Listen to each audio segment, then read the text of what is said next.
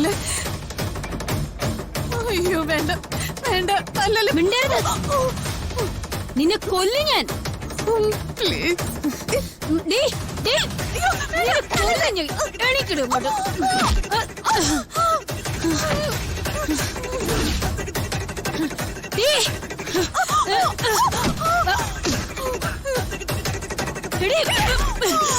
നീ എന്താടി സാറ്റ് കളിക്കാണോ?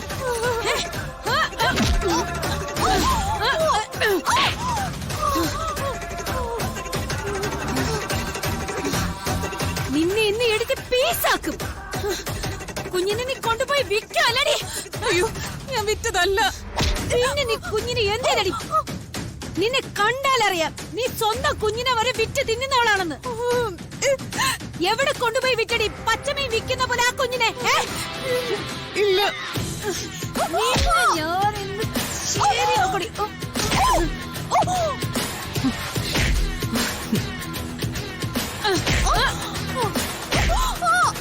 കൊടുക്ക് കൊടുക്ക്, അവക്കിട്ട് ശരിക്കും കൊടുക്ക്. ആദ്യം അവളുടെ പല്ലടിച്ച് തെറിപ്പിക്കും. ആദ്യം നിന്റെ പല്ല്, പിന്നെ നിന്റെ എല്ലാം എടുക്കും ഞാൻ. ഞാൻ ചിക്കനും ബ്രോട്ടയും കഴിക്കുന്നതിൽ നിനക്കടി കുഴപ്പം? ഞാൻ ബ്രോട്ട കഴിക്കാൻ പാടില്ലേ? അയ്യോ നിങ്ങൾ ഒരു ചാക്ക് പൊറോട്ട കഴിച്ചോ? ലോകത്തുള്ള മുഴുവൻ കോഴിയും പൊരിച്ചു തിന്നു. എനിക്ക് ഒരു കുഴപ്പമില്ല. അയ്യോടാ അപ്പോ നിന്നെ ഞാൻ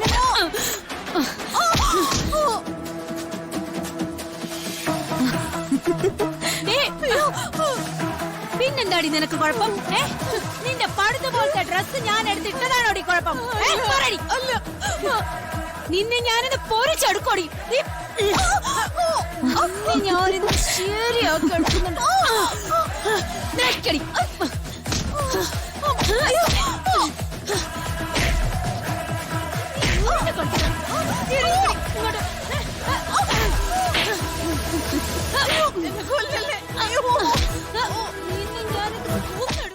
അമ്മയ്ക്ക് ഞാനൊരു ബുദ്ധിമുട്ടായില്ലേ?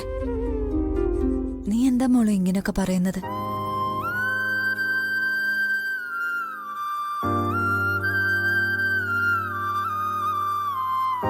ഞാൻ നിന്റെ നേരായ അമ്മയല്ല, ദത്തെടുത്ത അമ്മയാണെന്നൊക്കെയല്ലേ നീ പറഞ്ഞതിന്റെ അർത്ഥം? അയ്യോ അമ്മേ, ഞാൻ അങ്ങനൊന്നും ഉദ്ദേശിച്ചല്ല പറഞ്ഞത്.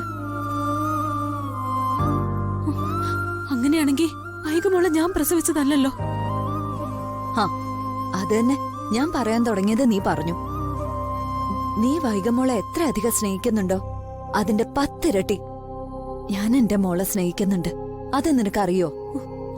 അറിയാം അമ്മേ.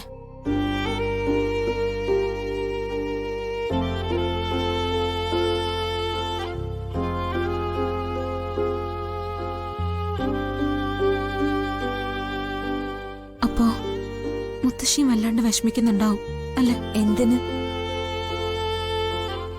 അമ്മയോർത്ത്. മുത്തശ്ശിയുടെ മോളല്ലേ അമ്മ, നമ്മളെ പോലെ.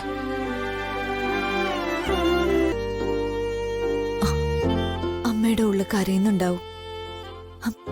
പക്ഷേ അത് പുറമെ ആരും അറിയില്ല, ആരെ അറിയിക്കുകയില്ല.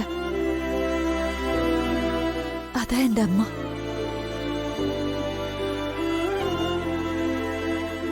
എനിക്കും എന്റെ മുത്തശ്ശിയോട് ഒരു പിണക്കവുമില്ല. മോളെ കൈ കിട്ടിയിരുന്നെങ്കിൽ എത്രയും വേഗം ചെമ്പകമംഗലത്തേക്ക് പോവാമായിരുന്നു. കുഞ്ഞിനെ കിട്ടാൻ ഇനി ഒരേ ഒരു വഴിയേ ഉള്ളൂ. എന്ത് വഴി?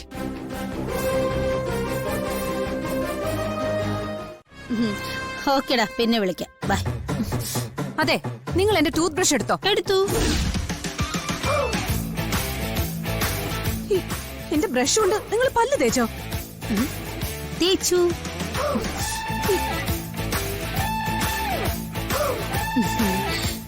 പിന്നെ എനിക്ക് പല്ല് തേക്കണ്ടേ?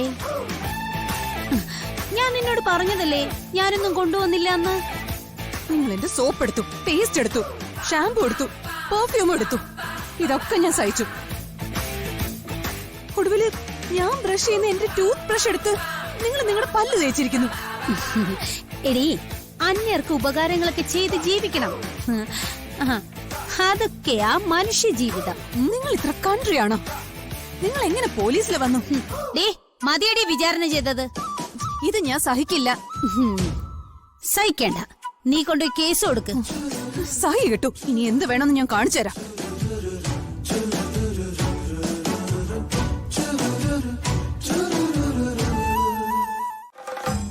ഇതൊക്കെ ഞാൻ അവൾക്ക് വാങ്ങിക്കൊടുത്താലും പോരാ, ഈ എല്ലാ വേസ്റ്റും ഞാൻ തന്നെ വാരിക്കളയും വേണം. ഇങ്ങനെ മെനകിട്ടൊരു സ്ത്രീ മുറിയും ബാത്റൂമും ഒക്കെ എത്ര വൃത്തികേടായിട്ട് അവൾ ഇടുന്നെന്ന് അറിയാമോ? ഞാൻ ഇതെല്ലാം തൂത്തു വാരണം. ദേ ഇപ്പൊ അവള് ചെയ്തിരിക്കുന്ന വൃത്തികേട് എന്താണെന്നറിയോ?